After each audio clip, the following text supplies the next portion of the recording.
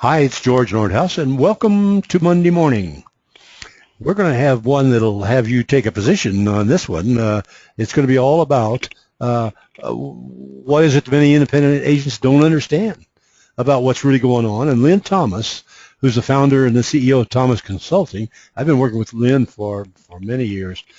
She's over in the Boston area. She's been in business for 25 years, and she's worked 475 agents. That's amazing, Lynn. Tax attorney. I knew you were a tax attorney, too. That means she's a tax person and an attorney. She's all of the above, and she's a private banker. She's worked at the Bank of Boston for a long time. She's spoken at a lot of my meetings and conventions. We've had her on a previous Monday morning, too, because this is what she's in, and that's what I'm into, as you probably know, is client relationships and so forth. So, Lynn, I know this is going to be a little bit controversial. People are going to have to, but you deal with this on a daily basis. What do you see agencies doing that they aren't successful and they continue to do? Well, and this is a passion of mine, George, because I've been seeing it for 25 years, and it's been changing a bit. But it's there's their focus, sort of the relentless focus on going after new clients and not paying, from my point of view, as much attention on current clients, and really rounding out the book of business, which is much more profitable and much wiser than continuously going after new business. I don't want to be misunderstood that there's no value in new business, but they have this focus that the way that they're going to grow is through new business, and the vast majority, I'd say like about 85%, still have their sales and marketing budget focused on basically going after new customers. Mm-hmm. And and I see it almost like an addiction or a devotion somehow. If I have a new customer, I'm better than going to an existing customer and selling additional products and services. And I think it's just imprudent. It's not financially wise. It doesn't work. And it's sort of like filling up this leaky customer bucket while rather than plugging the leaking holes that are in the bucket. You said 85%. That's a huge number. Yeah, there's some that have changed, and they actually reward their producers differently for retained business than new business. And there's some insurance companies that have changed, but they're a small minority, and it's really closer to about 90%. But it's really the focus of where do you want. I mean, there's one agency that I've worked with in upstate New York where when you become a new customer, the man says that unless I have all your business at the end of the first year, I will not renew any of your business. Ooh, that's tough. Ballsy. But you know what? Who's going to stay with them? It's going to be customers who want to give them all their business. Because what I've said many years to many clients over the years is, when you take, if you allow your customers to take some of their commercial personal lines and put it with another agency, it's like going to the dentist and saying, okay, here's my top teeth, and this other dentist gets my bottom teeth. I mean, the dentist will say, forget it. I need to see your whole mouth. I can't do this piecemeal. Okay, and, that's a good analogy. Yeah, I think with for other agencies that it really needs to become fanatically focused on getting all the business they can from existing customers and plugging up their leaky customer bucket. And the more products and services they have, the more likely they will stay with you. That's interesting. Yeah, I know. I think you're probably right. It is what way most agency owners think. But I'm just agreeing with what you had to say, because I think I'm going to spend the rest of my career just on retention, because I do believe it, and I believe exactly what you're saying. So, anyhow, what do agencies and companies do every year? What's the churn that comes along? Well, on average, companies replace more of the personal lines than commercial lines, but it's somewhere between 8 to 10% a year. So that means in 5 years, George, most companies are replacing 50% of the customers. I mean, wow.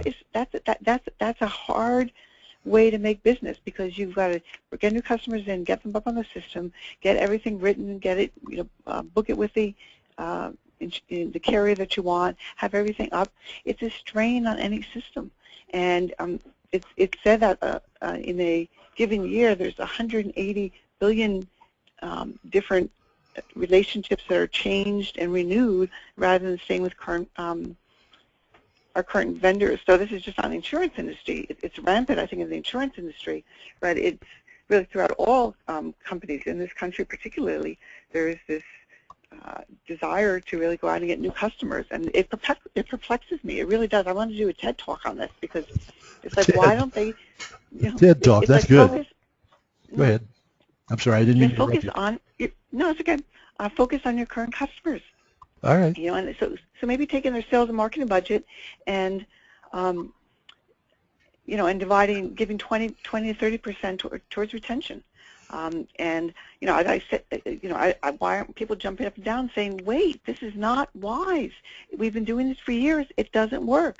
Let's try to retain more clients and get some new great top clients, not just any clients, but get the ones that you can serve best with. Because there are 108 billion customers that leave businesses every year, and it costs insurance companies and agencies 20% of its gross revenue when customers leave. Wow. It's estimated that 1.6% of an agency's gross revenue leaves every month when clients leave. And people are just looking at the front door and not saying, wait. We have 1.6% of our gross revenue going out the back door, and we're not doing anything about it. It's like, why aren't people, wanting to do something different and seeing what they're doing doesn't work? I think it worked years ago, George, when the competition wasn't as severe, but it's never been great. And if you look at doctors and dentists and attorneys and accountants, they exist on referrals. And I think the same thing with insurance, that really what insurance people are, and I think they do a disservice to themselves, is they're professionals. They have their expertise, and they're really giving advice. And they should be able to exist on referrals. But some agree and many don't agree. Here we go, the economics of retention versus new customers. I've always heard these bandied around, but if I'm talking to Lynn Thomas, I know here's somebody who's been dealing with it for 25 years, just this first thing. Go ahead. Yeah. Well, the insurance industry is uniquely positioned to have the highest customer acquisition cost, which means they pay more than any other industry to get a new customer in, and it's 13 times more to attract a new customer to retain. So just with that alone, and forget the rest of the facts we'll go through, for most agencies to say, well, we have X amount earmarked for marketing and sales to new customers, why don't we take some of that and we'll wind up with a better bottom line because we're not going to spend so much to attract new customers. And we will get new customers, but get them through referrals, which is the best way of getting new customers. So the choice is an agency could spend $1,300 to attract a new customer or basically $100 to retain one. And I think the wise choice and prudent choice is pretty obvious. Doesn't take you many brains, does it? Yeah. Yeah. And new customers, this is one thing that insurance companies do and why they buy books of business as a strategy for growth, is that new customers have higher loss ratios than existing customers. And nobody really knows why, except they're maybe more set, but I was just with a company yesterday that the way that they want to grow and the way their strategy has been buying books of business from agencies. Yeah, I can see that. I never really thought about that. I don't think most people have thought about this very much. Yeah. Yes, that's right. So okay. it's not attractive to your carrier partners, higher loss ratios, and it hurts agencies if they're loss ratios. And then the third is that because of the high acquisition cost, you have to retain the customers for a long period of time to break even. It's not to make money, to even break even. So a personal lines client is on average 3 to 4 years, and commercial lines is 5 to 6 years. And I want, producers and CSRs to think, okay, this is a new customer. Is this the type of customer that we can keep for we'll go on a little bit for 7 years, but at least 3 or 4 or 5 or 6 years to break even? And most people in agencies and even in carriers don't understand. They're in the red.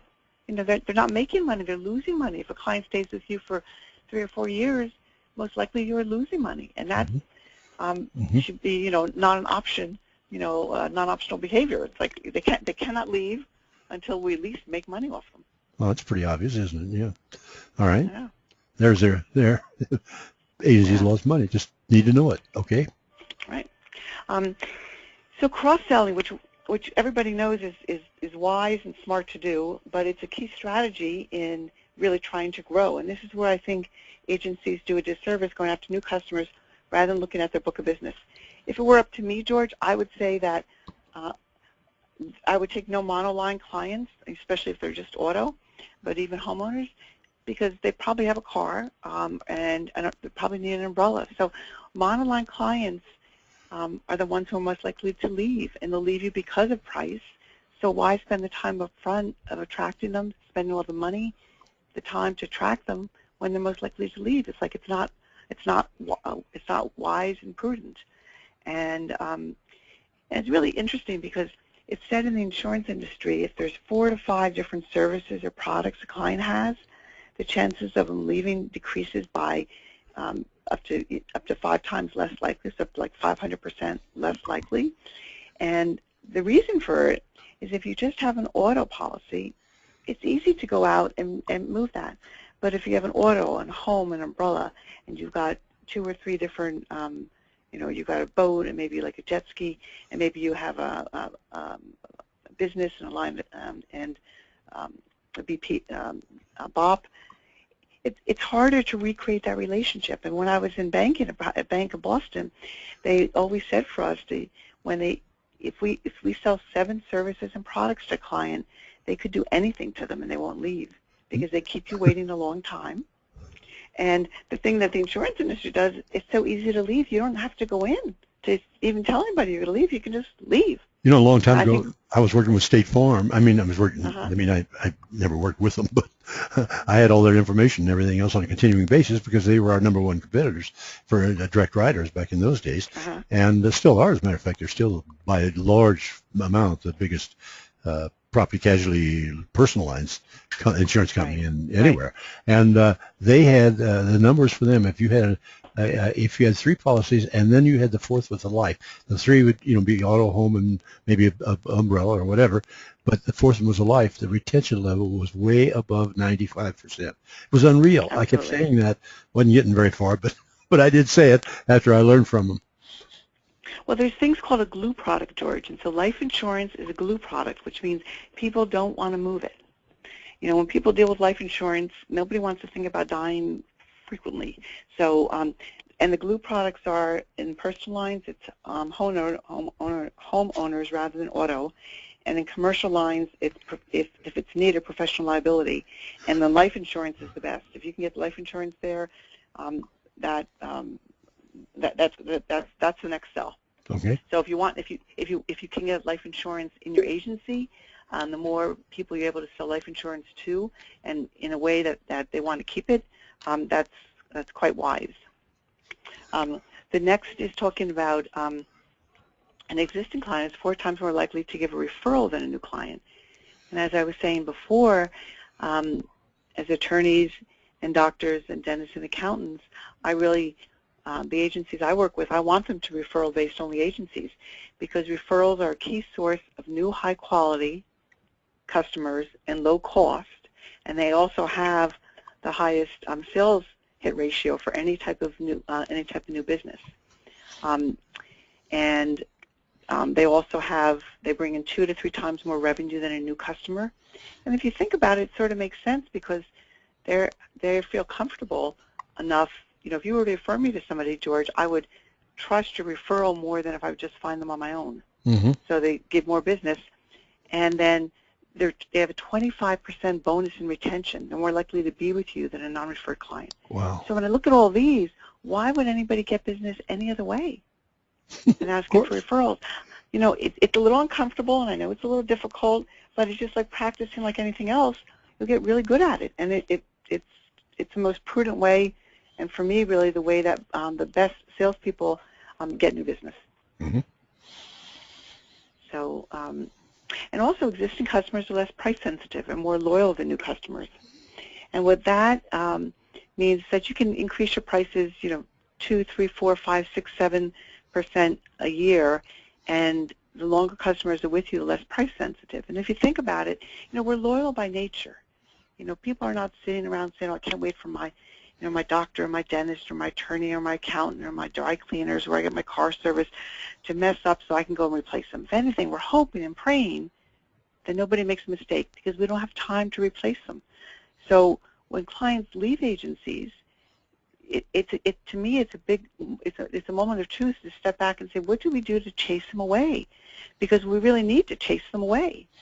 And if they leave for less than 10 to 12 or 10 to 15%, that's communicating back to the agency that I don't think you've given me high quality service, because throughout most industries, we're willing to stay for a premium. We're willing to pay a premium for high quality service and products, and that's anywhere from 10 to 15%. So when I work with customers or former customers, work with agencies to get their former customers back, many times they leave because of indifference, and they're not willing to pay 10 to 12 or 15% more because their perception is basically my agency has been indifferent. They haven't contacted me, they haven't done a review, they're not proactive, and a lot of the common problems that we've heard for many years. Though I do want to say they're improving. The technology is helping a lot. I mean, the agencies, they're not the same as they were even 4 or 5 years ago, but there's still quite a distance for them to go to be a referral-based only agency and getting double-digit growth comfortably, working mostly with their current clients, and maybe 5 to 7% of their growth is new clients. Mm-hmm. So, and one other benefit of existing customers is that they're less costly to serve. So if you think of a brand new customer, he or she doesn't know how your renewal process goes, and if they have a claim, what do they do? Do they call the agency and or the company? And if they have a question about billing, who's it easiest to call? Once people have done that, and sometimes many agencies wisely put that in like a welcome aboard package, where they let them know and frequently ask questions on their website, because you don't want people calling in. I mean, that takes quite a bit of time. And again, until they're with you 4 to 6 years, depending if they're personal or commercial lines, you're losing money. So every time they call in and they're taking up time, that's okay, you're there to serve, but you want to minimize that time if possible. And the longer clients with you, the less likely they are to call. And as I said, they've been through a year or more of working with you, so they're more, they've gone through what we call the assimilation phase. They're into the cultivation stage, where you can get additional products and services and referrals from them. And one thing too, George, I haven't heard many clients talk about is working with a lifetime value. You know, once you've paid these high acquisition costs to get a customer, why not say, well, what are we willing to do to keep them? Because if they leave, we have to go out and spend that 13 times more to get a new client, and we have many negative economics that will negatively impact us, our profitability, and the lifetime value. So if you're looking at a customer, let's say, is a $5,000 customer a year on personal lines, and you project that out, let's say 20 years, that's a $10,000. No, it's a $100,000 customer.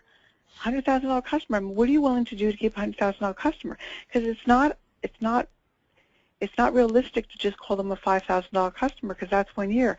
You've earned, in my book, the agency has earned the lifetime revenue. You know, they paid those acquisition costs. They got them aboard. They deserve to have the $100,000 over the lifetime.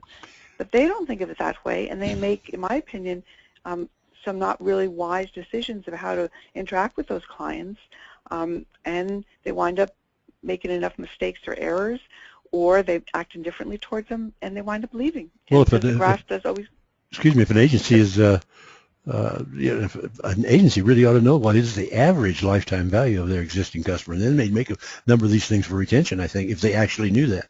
I never hear this talked about at all. I haven't. No, lifetime value, have you? Yeah.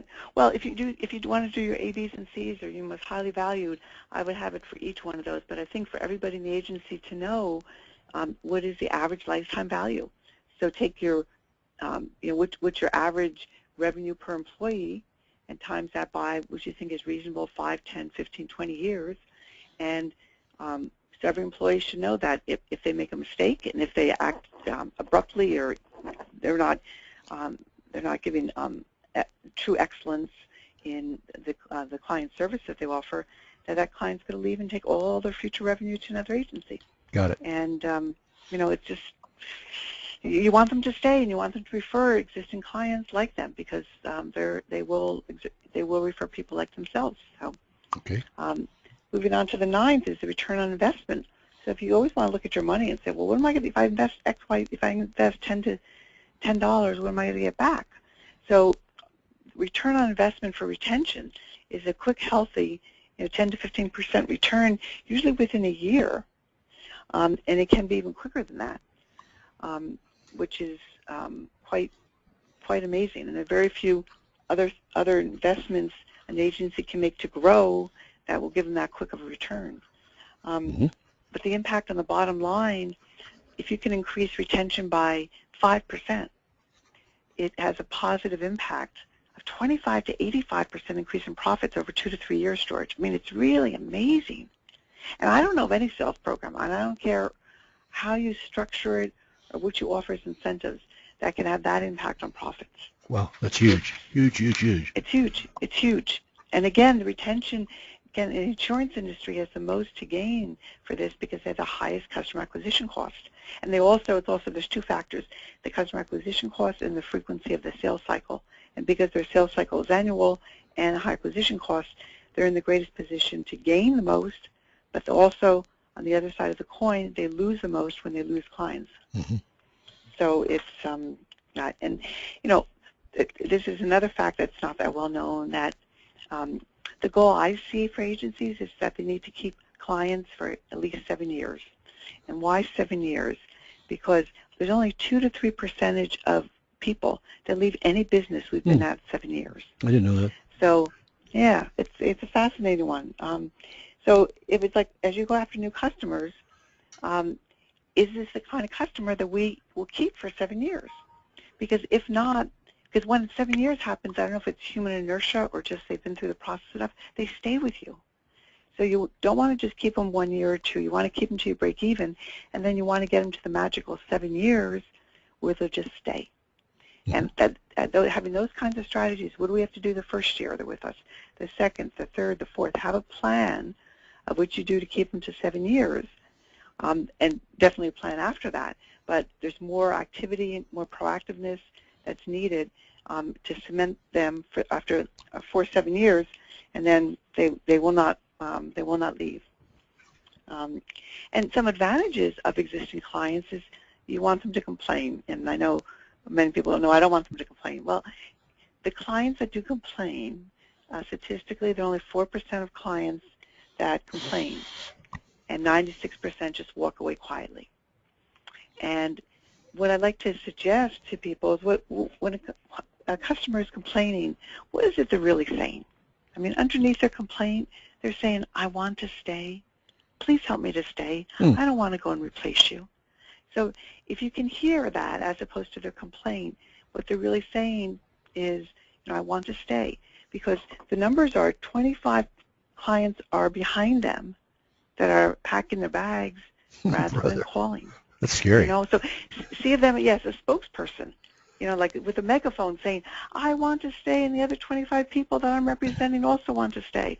But because you do X, Y, or Z, and your standards are such, or the way you deal with people, or my CSR producers, X, Y, Z, they act in a certain way, that's why I'm leaving. And you want them to complain, thank them. You can say to someone who complains, I'm so sorry that happened to you. That's not admitting that anything did wrong. You're saying from one human being to another, I'm really sorry that happened to you. I can understand why you're upset. Let's see what we can do to get you, get everything rectified and back being a happier customer. Good. I'm committed to doing it. How does that sound? You know, just not to get defensive, which is human nature, but it's practicing not being defensive. There's a great acronym I have, which is QTIP, which is quit taking it personally.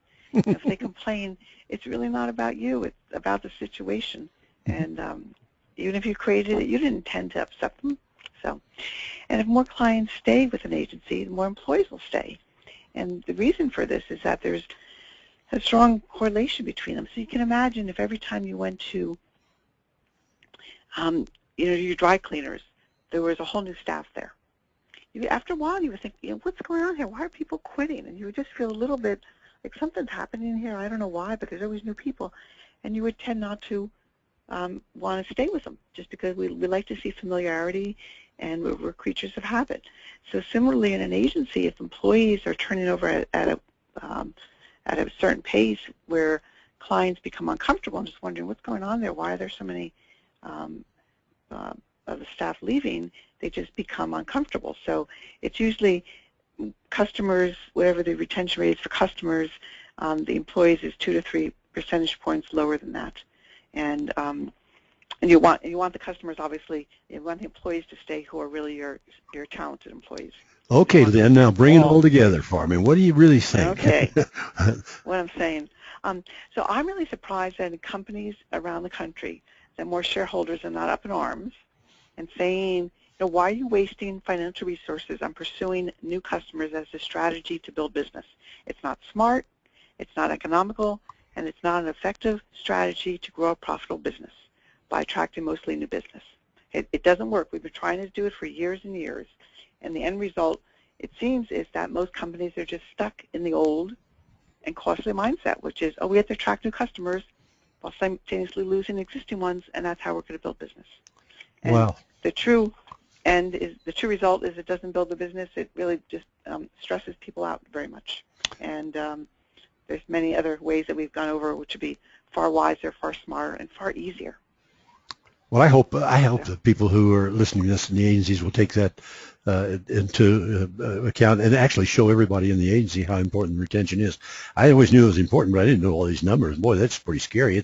You've made a believer out of me. You've got a new book out too. Yes, coming out next week is Wowing Your Way to Profits.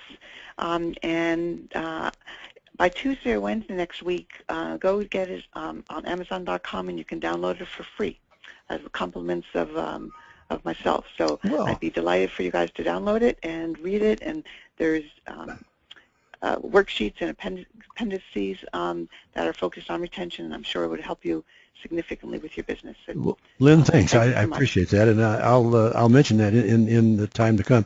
Matter of fact, you send me a little bit more information on it. I'll use it more in my email that goes out with these Monday mornings. In fact, we're expanding the email now. We've already started doing that. For example, this week you'll find a first registration form for a webinar we're having. Val Jordan, president of Agencies Online, is going to do that in May, and boy, it's a good one because she really understands utilizing a top-flight marketing organization and why you need that kind of help. So that's really good. We'll be running that all along. A lot of new stuff here. So Lynn, let me just thank you again for taking your time and effort to do this. And you're the retention expert, no question about it. There's your contact information. People should go there, and I hope they will. So thank you, Lynn. And my pleasure, George. Thank you. I will be talking to you and working with you a lot in the future. And for the rest of